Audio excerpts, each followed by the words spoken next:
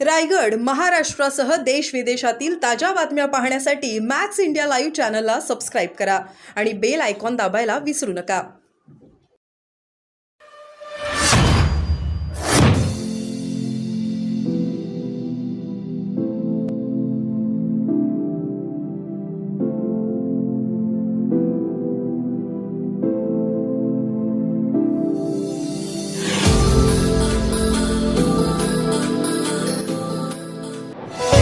केंद्रीय मंत्री नितिन जी गडकरी जो नागपुर के भाजपा के प्रत्याशी हैं, उनके खिलाफ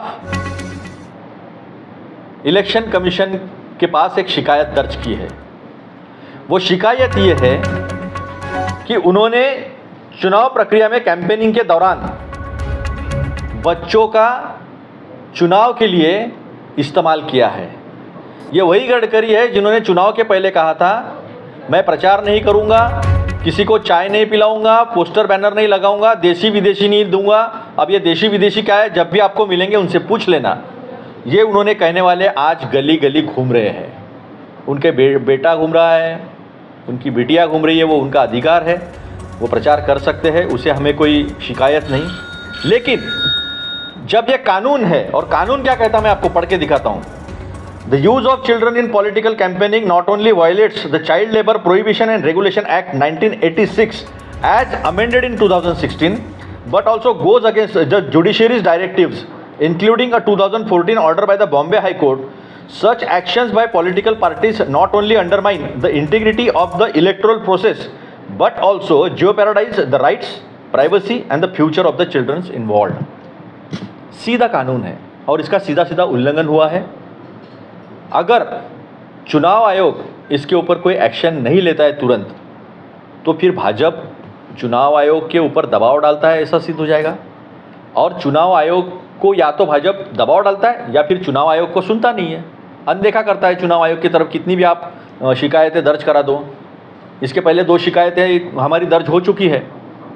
तो ये इस तरह से इस्तेमाल, इस तरह से आदर्श आचार संहिता का बार बार उल्लंघन, ये गुनाह इनके जो है चुनाव में बढ़ते जाएंगे.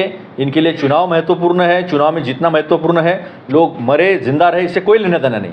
इसके पहले गरीब महिलाओं को किचन सेट बांटने का कार्यक्रम सुरेश भट्ट हॉल में इन्होंने किया था, और इसी तरह उसका कोई नियोजन नहीं था. जो गरीब लोग आ रहे हैं वो ज़रूरत है इसलिए नहीं आ रहे, ये संविधानिक उनका अधिकार है, आप अपने जेब से नहीं दे रही है. वहाँ पर भी इस तरह से स्टैम्पेड हुआ था, 3 महिलाओं को वहाँ पर अपनी जान गंवानी पड़ी थी. इस तरह से अगर ये सब होता होगा तो चुनाव में जनता तो उनको अपनी जगह दिखाएगी, लेकिन जो कानून का पालन चुनाव आयोग ने जितने शीघ्रता से करना चाहिए उतने शीघ्रता से होते हुए दिखाई नहीं दे रहा. हमारी दरखास्त है चुनाव आयोग से आपके माध्यम से कि वो जल्द से जल्द इस पर कठोर से कठोर एक्शन ले. Thank you.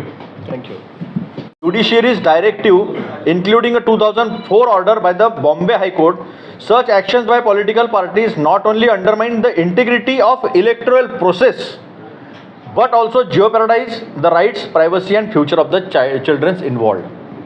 इतक्या स्पष्ट गाईडलाईन असताना, सगळ्या गोष्टी जे नेते अनुभवी आहेत त्यांना माहीत असताना, केवळ आपल्याला निवडणुकीमध्ये फायदा व्हावा म्हणून त्यांनी शाळकरी मुलांचा वापर केला, उन्हामध्ये त्यांना उभं केलं.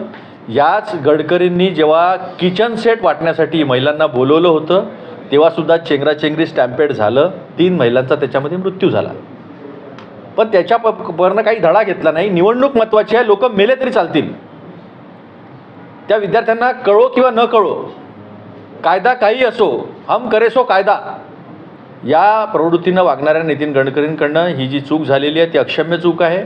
आम्ही निवडणूक आयोगाकडे रिसर तक्रार केलेली आहे. आमची निवडणूक आयोगाला मागणी आहे की आम्ही ज्या ज्या तक्रारी करतो त्या पुराव्यानिशी करतो आहोत. त्या मॉडेल कोड ऑफ कंडक्ट, आदर्श आचारसंहितेचं भंग करणाऱ्या, उल्लंघन करणाऱ्या, कायद्याचं उल्लंघन करणार आहे.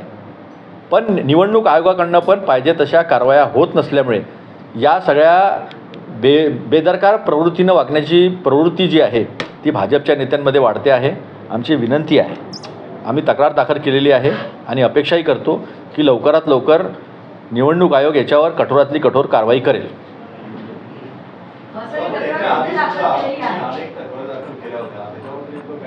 नाही, अजूनपर्यंत काही आलेलं नाही आहे. बावनकुळेंनी तर सुप्रीम कोर्टच युसर्प करून टाकलं होतं. ॲज इफ ते सुप्रीम कोर्टाचे जज असल्यासारखे जजमेंट त्यांनी पास केलं होतं.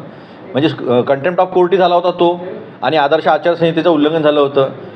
आदरणीय उपमुख्यमंत्री देवेंद्र फडणवीस यांनी आपल्या पदाचा गैरवापर केला. राम सातपुतेंनी त्यांना फोन केला, त्यांनी सांगितलं हां नक्की 100% आपण गुन्हे माफ करून टाकू.